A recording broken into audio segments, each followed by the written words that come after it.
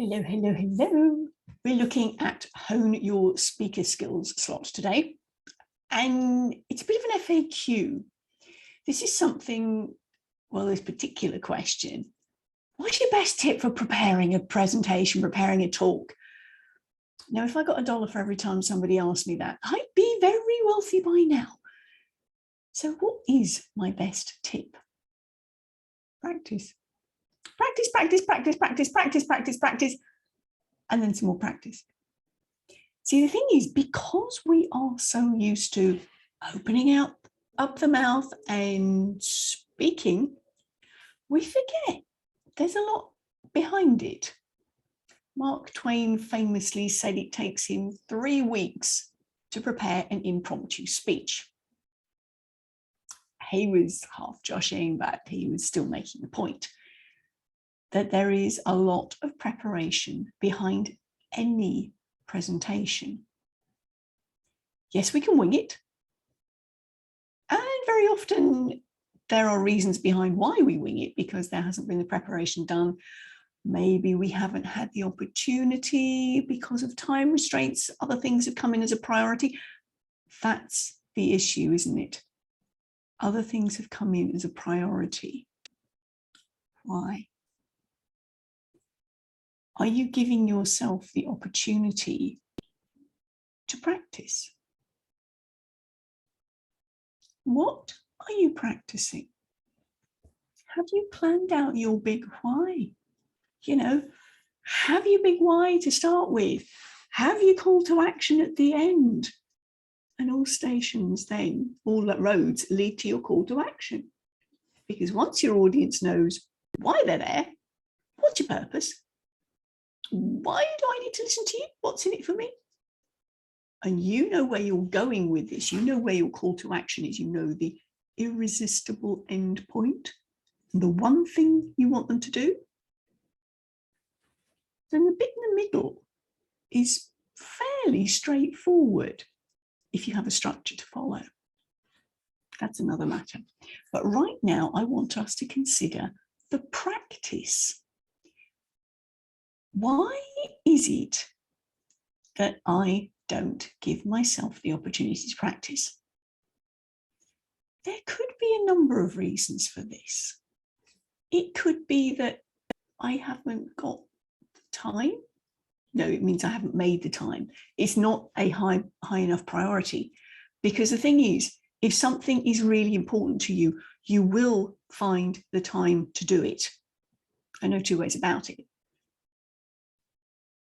So priorities, where is this on the priority list of things that you are going to do? Practice your presentation. So what do you practice? Yes, you've got the words to practice. Do you learn a script verbatim? I would suggest not. Yes, write it out to start with. Rehearse it so you know the content and you know the content well. And then do it without your notes and keep doing it without your notes. Every opportunity you get, every spare minute you have, practice, rehearse. You know, the drive to work or the drive to the shops, get it out there. Keep speaking it out. Annoy everybody in the house by rehearsing over and over again. You see, the thing is, if you know your speech so well, and so does your family, they can prompt you if you miss something out. We had a wonderful example of that last year with our TEDx preparation at University of Western Australia. We had done a lot of group coaching together, and all the speakers knew each other's presentations very well as well. So because we were starting to get a little bit jaded around the edges, we decided to have a bit of fun.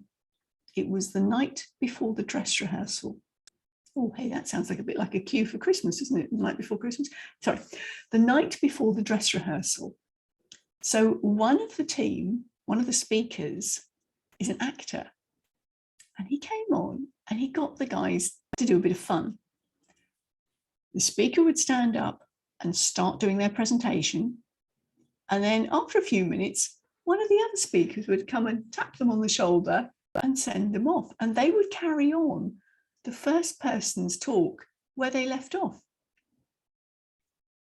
Now, that was an interesting experience, both for all the other speakers who were coming up afterwards, and also the speaker whose talk it was, because they could see what had other people picked up. What were the salient points that really landed with the other speakers? Because they were going to be in the audience as well. So this is something you can add in to your preparation. Have it underway so well that you know your material. You can probably do it standing on your head. It's not advisable for your breathing, but okay, you get my point. Rehearsing, rehearsing, rehearsing. And yes, the kind of benchmark we think about in professional speaking is it takes an hour of rehearsal per minute of presentation. That's your rule of thumb. So if you're doing a TED and you've got about 12 to 14 minutes, that's 12 to 14 hours of rehearsal. Yeah, rehearsal. That's not the writing.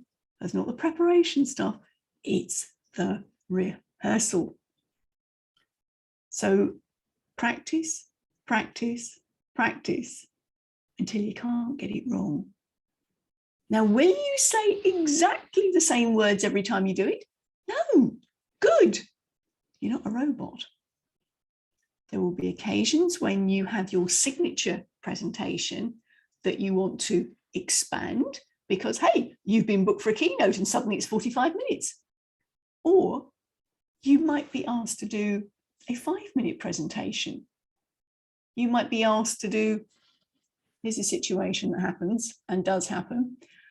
You're at an event and for some reason, one of the speakers pulls out. They may, this sounds extreme, but they may well have tripped over the stairs coming in and broken something. And next thing you know, they're being carted off to hospital.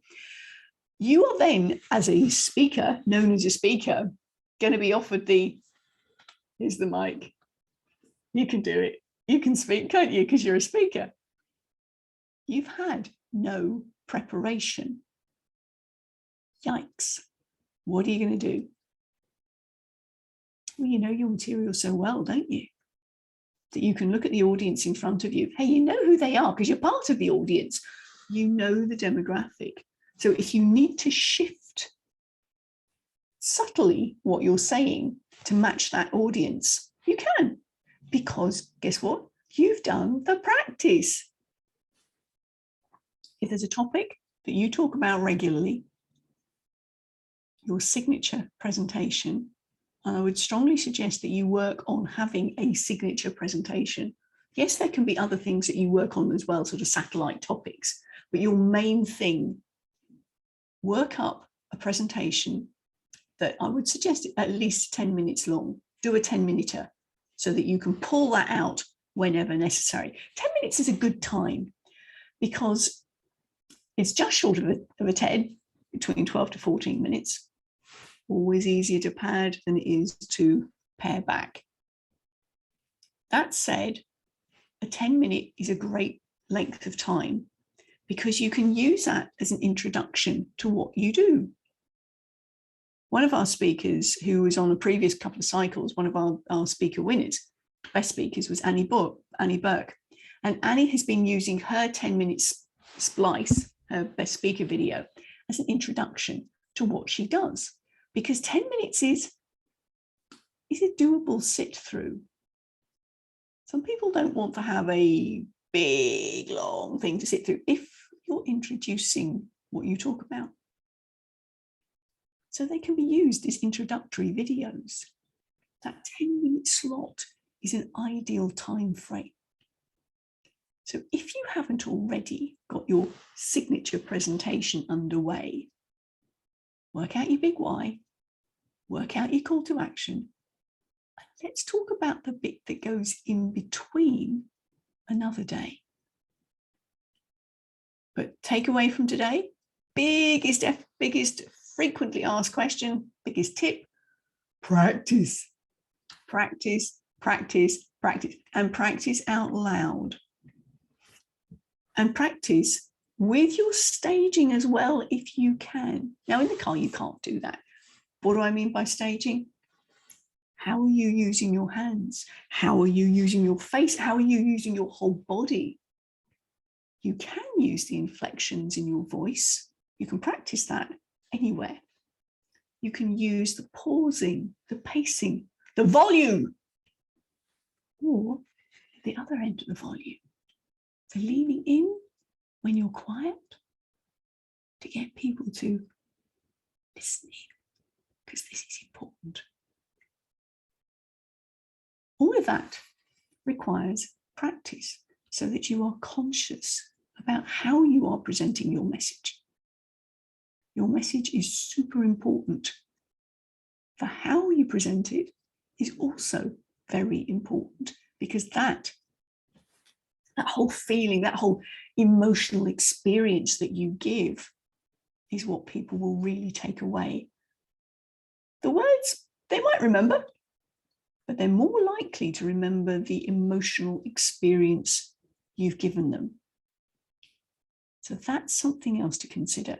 And the biggest thing from today, practice, practice, practice. For now, before we go, what about if you've got a question that you want dealt with, one of those burning questions, how about we jump on a hot seat? Every Thursday, I'm giving the opportunity for somebody to put their hand up and go, hey, I've got a question, or I've got this presentation coming up. I want a bit of feedback on it. Get in the hot seat. Get some free coaching. Put your hand up, let me know, and we'll jump on a live call. Thursdays, that's the day to do it. Now, depending on which time zone you're in, I can be reasonably flexible on a Thursday so that we can meet at a time to suit you. And then we'll pop it in the book. We'll pop it in the Facebook group so that everybody knows and can be aware of the hot seat opportunity that you have been brave enough to take. Let's practice. Bye from me.